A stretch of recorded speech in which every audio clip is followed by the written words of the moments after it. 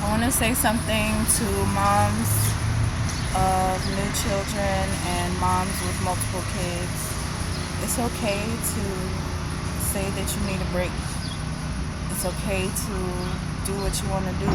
But you also have to evaluate why you want to do the things you want to do. Like, if you want to go out and you feel like you're not getting the time that you need to talk to your co-parent about the time that you need for yourself.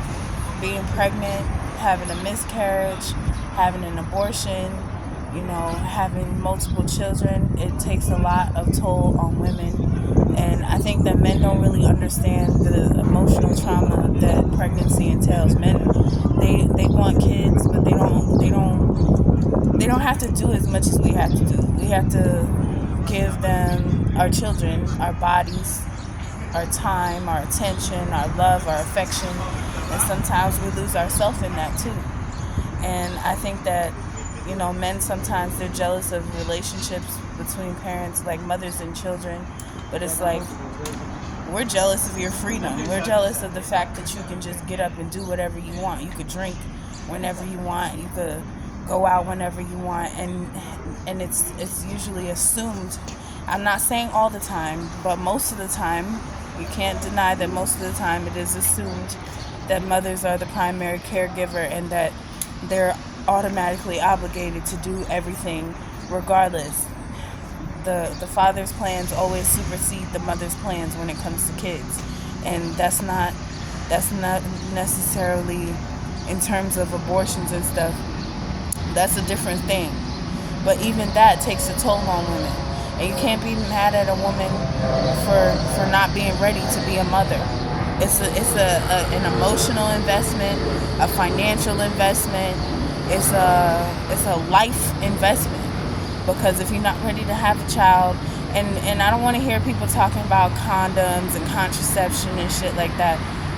The reality is, some people are just not aware of certain things, and even if they're aware of it, they don't have a full understanding of it. And some people don't think along the lines of, oh, if I do this, I'm going to get pregnant.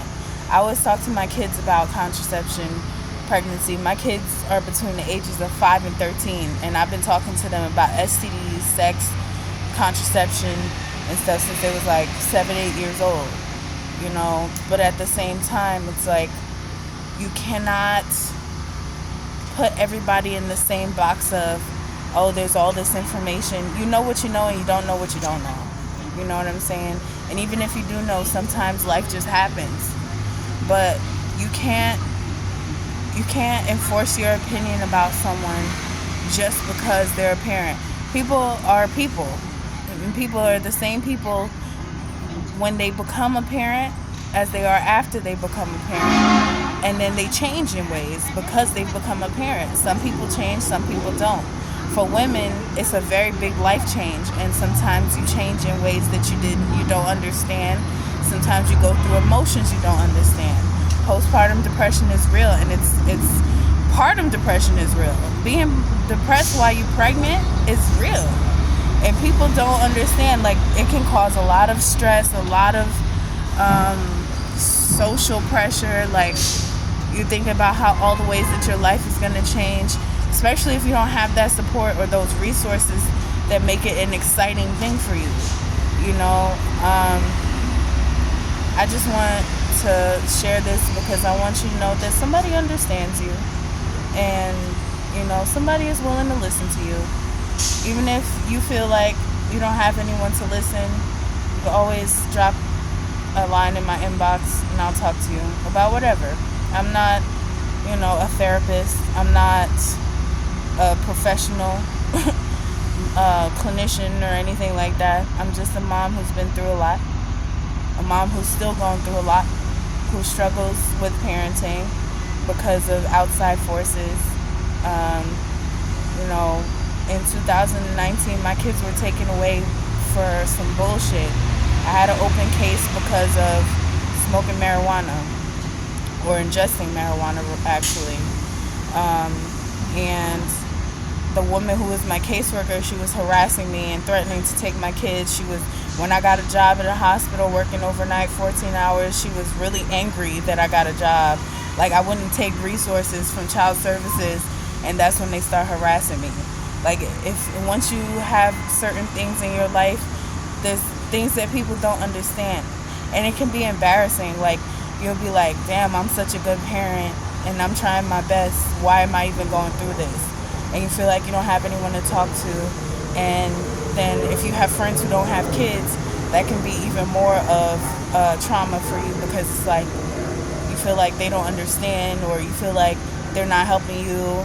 But it's not anybody's job to help you. It's not anybody's job to be there for you. It's your job to be there for your kids, especially if you want your kids and you've been trying to, take care of your kids. You have to understand, not everybody has a village. They say it takes a village, but not everybody has one. And if you don't have one, you can find resources online. Sorry, this is the 4 train. You can find resources online to help you. You can find mommy and me groups. There's an app called Peanut. I just heard about where you can find people who are giving birth around the same time as you, or who gave birth around the same time as you. So you can find moms who have kids your age, and it doesn't matter the walk of life.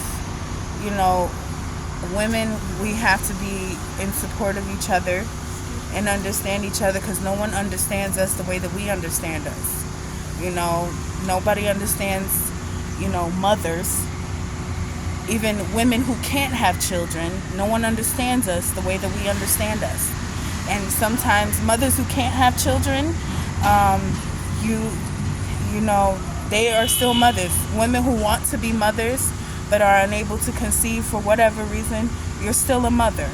You are still a mother. That love that you have and you are willing and ready to give, it doesn't make you any less of a mother to be unable to conceive a child of your own. If you want to adopt, if you want to, take on the responsibility of parenting someone else's child, and becoming that child's mother.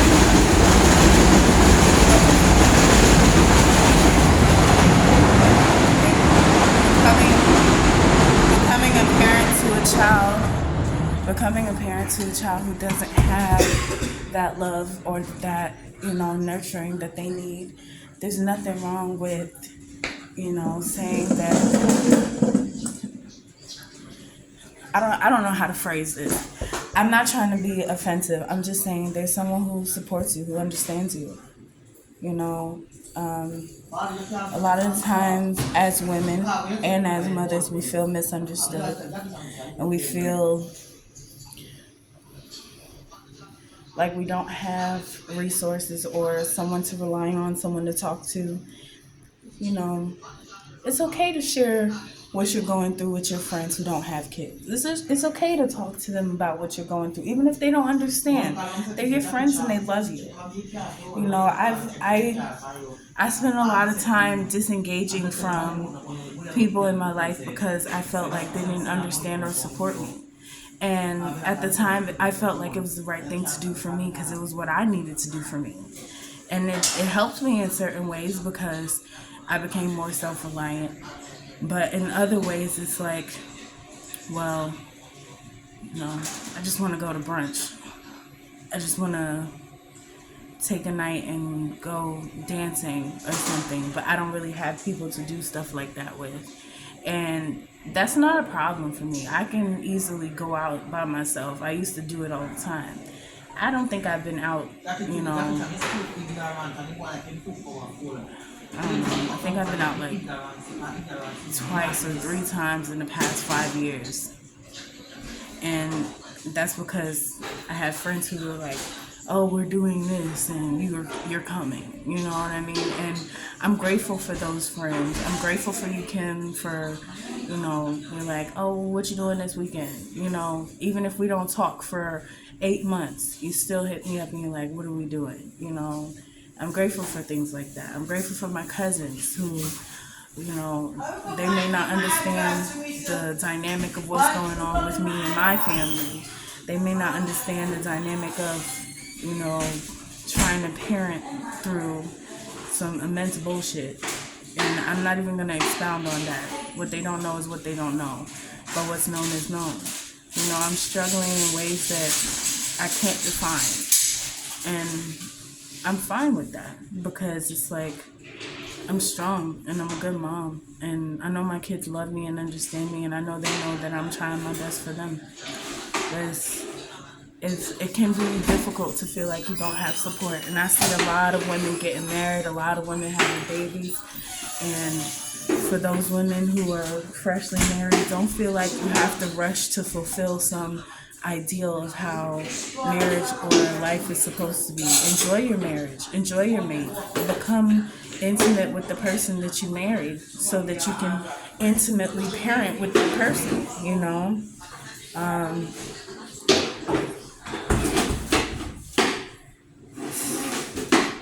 Like one thing with my ex, my most recent ex, he said that he laid the trap and I fell in it.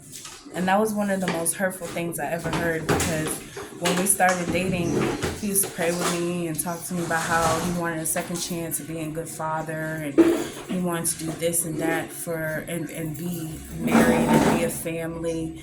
And I believed all of those things, but he showed me something completely different, you know. And after having 2 kids together, you know, he's a very different person, and that's okay, you know. He's free to be the person that he is. But at the end of the day, as a mother and as a parent, it's hard when you're trying your best. You're using all your resources to make sure they have the best, and you don't feel like you have support in very simple and silly areas.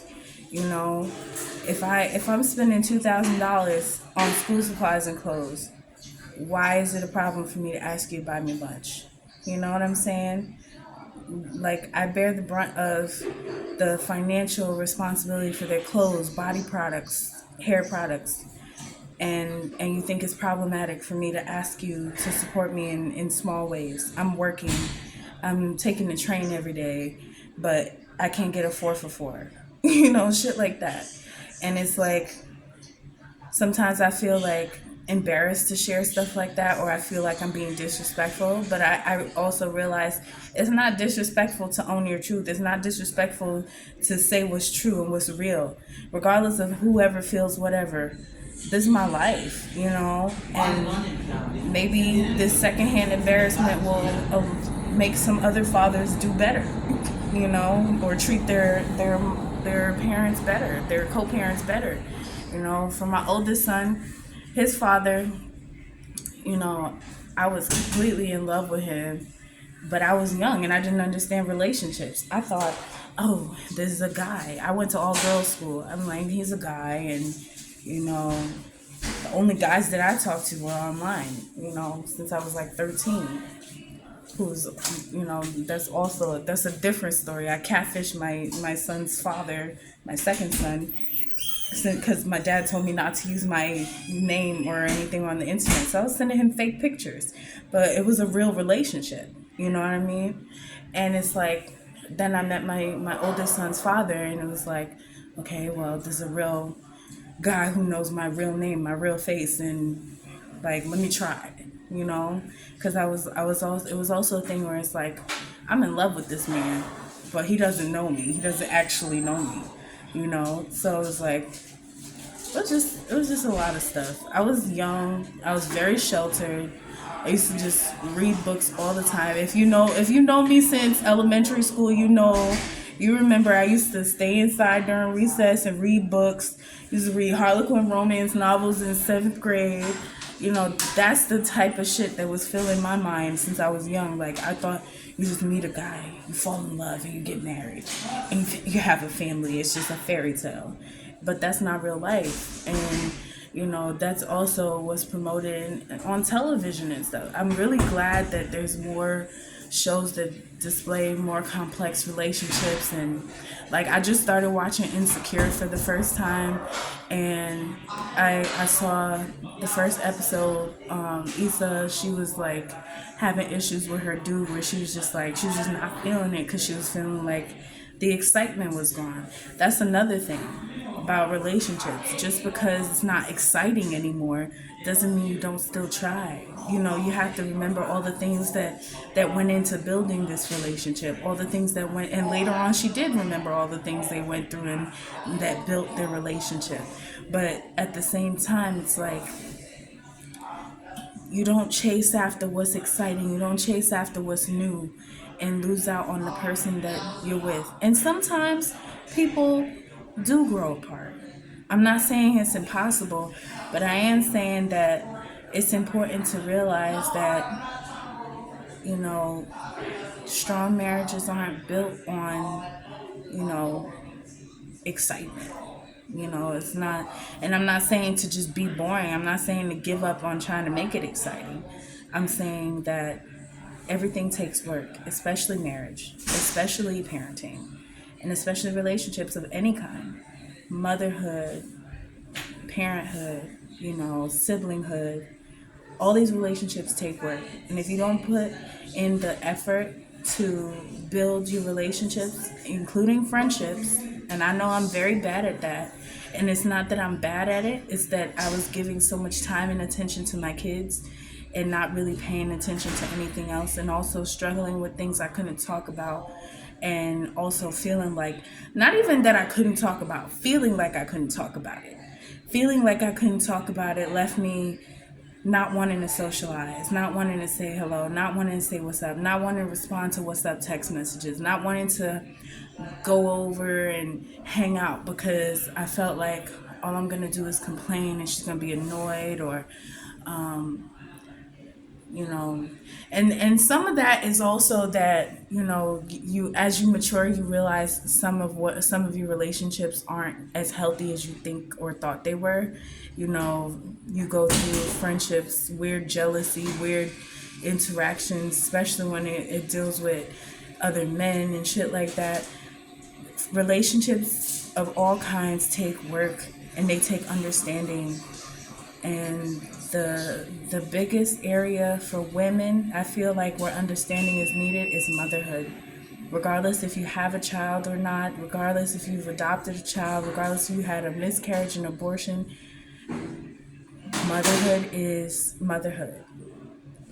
You know, I remember one time I was in the hospital and I heard the chime over the intercom that announces that a baby was just born. And I heard this chime about 5, 6 times. And I was just praying, and I was like, Lord, forgive me, because when I was in high school, I had an abortion. And recently, the guy that got me pregnant hit me up, like, after he had sex with me. Like, I went to a party, and I was drinking, and I realized it was like 6 guys standing next to me, like encouraging me to chug down alcohol, and I felt unsafe, and I wanted to leave. And he said that he was gonna walk me to the bus stop, and there was a thunderstorm. This was in 2008 or 2007. I think it was 2007. Yeah, it was 2007. And at this point, I don't actually have any sexual experience. And I've been sitting in health class, but I haven't been digesting any of the shit that I've been being taught by a nun, by the way, about safety and, you know, health in the sex organ tracts and shit like that. And I just remember being really drunk, and he kissed me, and this is probably, I think that was my first kiss, and it was the beginning of junior year. I remember it was the night of the parent teacher conferences for back to school. I remember that. So at one point he took down my pants, and I asked him to stop, and he didn't stop. This lasted all of like a minute, but he said if I told anybody he would shoot me.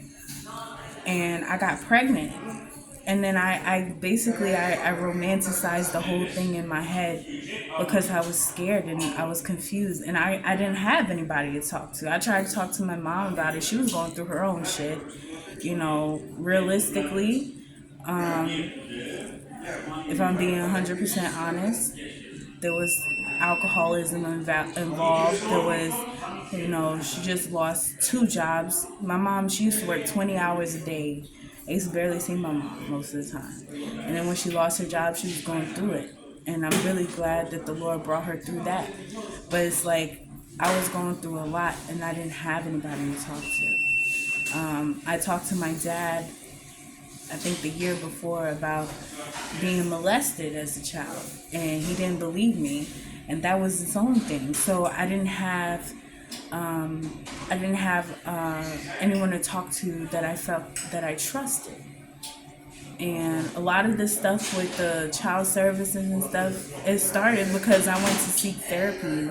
After having my second child, I sought therapy. I was going through postpartum depression, and I went to therapy, and the mental health system can be very abusive. Like, once you go seek mental health as a mother, as a black mother, as a low-income person, there are systems in place that do abuse people. They do abuse young mothers. They do abuse black mothers. And I'm being very honest about this because I've never been vocal about this. I've been going through a lot of harassment and trauma.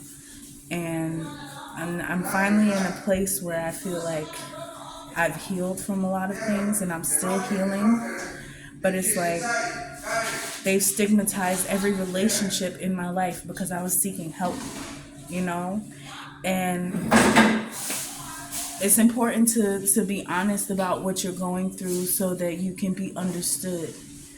And if you can't be honest about it, you have to ask yourself, why can't I be honest about this? Why does this bother me? Why am I afraid?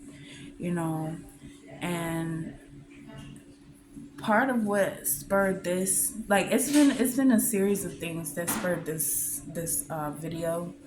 I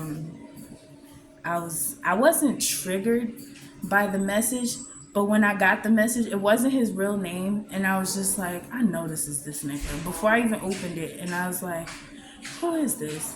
And he was like, oh, you act like you don't know me, oh, you forgot about me. Nigga, how can I forget about you? You say you was gonna shoot me after I had sex for the first time, which I wasn't even sure if it was sex, but I was pregnant. And I had an abortion. I didn't eat for 4 months. I lost a lot of weight.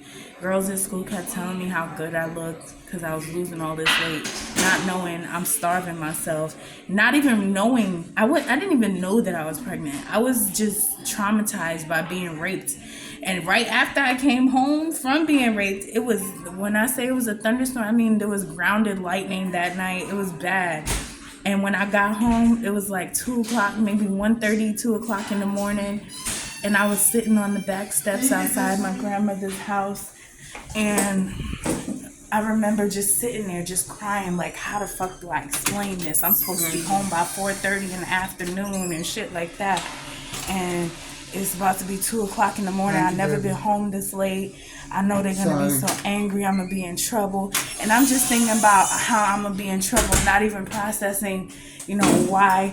Like, how do I even explain what's going on with me? How do I even explain that I just got raped, And then I get inside, like, they open the door. I never rang the bell. Like, an hour and a half, maybe later, I'm completely soaking wet. The door opens up. My mom's screaming at me, top of her lungs. We get upstairs to the 3rd floor. She got the cable cord, whooped my ass. When I say I still got scars on my body from that shit, like, that's what I'm saying. Some things, some things you just go through, And I don't know.